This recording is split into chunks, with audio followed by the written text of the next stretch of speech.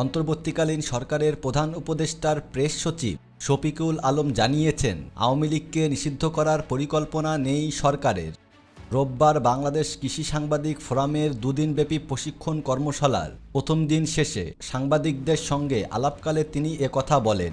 Press সচিব বলেন, আওয়ামী লীগের যাদের হাতে রক্ত আছে তাদের সবার বিচার হবে। দলটির নেতাদের মধ্যে এখনও কোনো অনুশোচনা নেই। আওয়ামী লীগকে নিষিদ্ধ করার পরিকল্পনা এ সরকারের নেই। তাদের নিষিদ্ধের ব্যাপারে সিদ্ধান্ত নেবে রাজনৈতিক দলগুলো। নির্বাচন ও সংস্কার ইস্যুতে প্রেস সচিব বলেন, রাজনৈতিক দলগুলোর সঙ্গে আলোচনা করেই সংস্কার কমিশনের রিপোর্ট চূড়ান্ত করা হবে। সেই সঙ্গে সরকার কী পরিমাণ সংস্কার চায় তার উপর ভিত্তি করে নির্বাচনের তারিখ নির্ধারণ করা হবে। বিগত আওয়ামী লীগ সরকারের মিথ্যাচারের তথ্যের কারণেই বাজার নিয়ন্ত্রণে অন্তর্বর্তী সরকার হিমশিম খাচ্ছে বলে মন্তব্য করে শফিকুল আলম বলেন, আওয়ামী লীগ সরকার এতদিন দেশবাসীকে মিথ্যা তথ্য দিয়েছে। আওয়ামী লীগ বলেছে বছরের পর বছর উৎপাদন বেড়েছে, কিন্তু ঘটনা তার উল্টো।